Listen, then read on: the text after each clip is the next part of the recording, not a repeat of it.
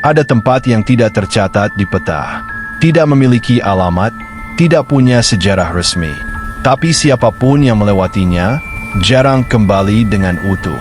Kami masuk tanpa rencana, tanpa tahu bahwa setiap langkah yang kami ambil sedang membawa kami menjauh dari dunia yang kami kenal. Desa itu tidak menyambut, tidak menolak. Ia hanya diam, tapi dari diam itulah sesuatu mulai memperhatikan kami. Lampu menyala, tapi tidak ada suara kehidupan. Dan dari balik jendela-jendela itu, kami merasa sedang dihitung satu persatu. Malam itu, kami belum tahu bahwa desa ini tidak sekadar menyesatkan. Ia memilih siapa yang boleh pergi dan siapa yang harus tinggal selamanya.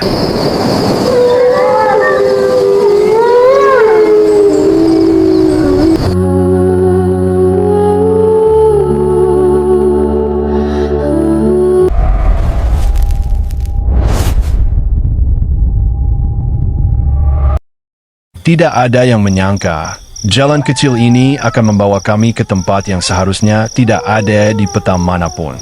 Awalnya kami hanya mengira ini jalan pintas menuju desa sebelah. Tapi semakin jauh melangkah, udara terasa semakin berat. Sunyi terasa terlalu sunyi, seolah hutan ini sedang menahan napas. Bahkan suara serangga pun perlahan menghilang. Saat kami melewati gapura itu, perasaan aneh langsung menyelimuti. Tidak ada suara anak-anak, tidak ada gonggongan anjing, tidak ada aktivitas desa seperti biasanya. Padahal lampu-lampu rumah menyala, seolah ada kehidupan di dalamnya. Entah kenapa, bulu kuduk kami berdiri bersamaan, seakan ada banyak mata yang mengamati dari balik dinding kayu. Perlahan, kami mulai melihat penduduk desa. Mereka berdiri tanpa bergerak, hanya menatap. Tidak tersenyum, tidak menyapa, bahkan tidak berkedip.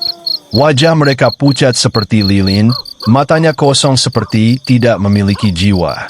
Anehnya, meski mereka terlihat jelas, langkah kaki mereka sama sekali tidak terdengar. Kakek itu menghentikan langkah kami. Dengan suara berat dan pelan, ia berkata, "Kalian tidak seharusnya ada di sini." Kalimat itu terdengar seperti peringatan, bukan sekadar larangan. Saat kami menoleh ke belakang, satu persatu pintu rumah tertutup dengan sendirinya, menyisakan jalanan kosong dan kabut yang semakin menebal. Dalam hitungan detik, suasana desa berubah drastis. Lampu-lampu padam bersamaan, dan para warga lenyap begitu saja, seperti tidak pernah ada. Hanya kabut dan bayangan aneh yang bergerak tanpa bentuk. Di saat itulah kami sadar, kami bukan sedang mengunjungi sebuah desa, tapi telah terjebak di desa gaib. Saat kami mencoba menenangkan diri, waktu justru terasa tidak masuk akal. Jam di tangan kami bergerak mundur, detik demi detik seperti menarik kami kembali ke masa yang bukan milik manusia.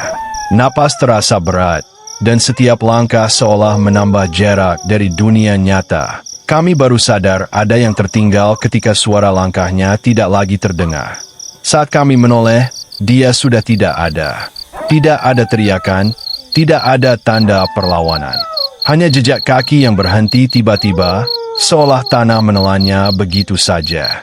Kami memberanikan diri masuk ke salah satu rumah. Bau kayu lapuk dan tanah basah menyergap hidung. Di dinding tergantung foto keluarga desa, tapi wajah mereka seperti sengaja dihapus. Hanya mata yang tersisa menatap kami dari bingkai foto. Ketika kami melihat ke cermin, jantung kami hampir berhenti. Pantulan itu menunjukkan desa yang ramai, penuh warga yang tersenyum lebar. Namun di balik senyum mereka, mata-mata itu memancarkan kebencian. Begitu kami menoleh ke belakang, desa tetap sunyi dan mati. Kakek itu kembali, kali ini berdiri terlalu dekat. Dengan suara yang tidak lagi manusia, ia berbisik, "Satu sudah menjadi milik desa ini." Saat itu kami sadar, desa ini tidak hanya menyesatkan, tapi juga mengambil. Kami berlari tanpa arah, tapi desa ini seperti hidup. Setiap sudut yang kami lewati berubah bentuk, seolah menyesuaikan ketakutan kami. Rumah-rumah tampak semakin dekat, membuat jalan menyempit. Bau tanah basah bercampur amis menusuk hidung, seperti bau liang lahat yang baru digali. Kami tiba di sebuah lapangan desa. Di sanalah semuanya terasa jelas. Desa ini bukan tempat tinggal manusia. Ini adalah tempat persembahan. Sesajen yang terlihat tua mendadak tampak baru, darahnya masih hangat, menetes perlahan ke tanah. Simbol-simbol asing menyala redup, seperti memanggil sesuatu dari bawah bumi. Dari balik kabut, muncul bayangan-bayangan yang berdiri melingkar. Saat kabut menipis, bayangan itu berubah menjadi para warga desa. Wajah mereka tidak lagi menyerupai manusia. Kulitnya robek, senyumnya terlalu lebar, dan mata mereka kosong.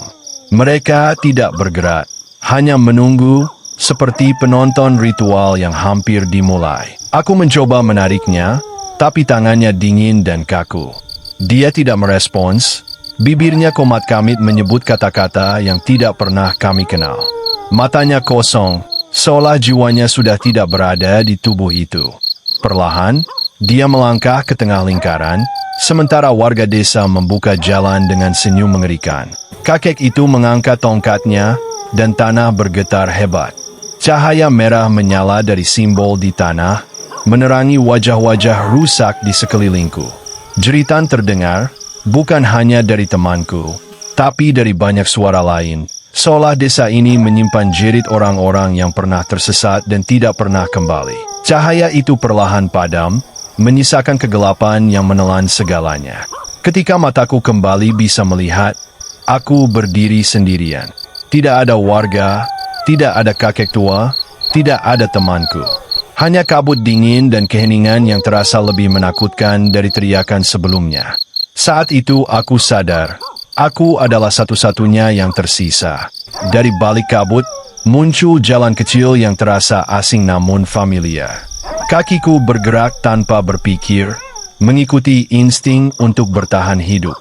Saat gapura itu terlihat, jantungku berdegup kencang.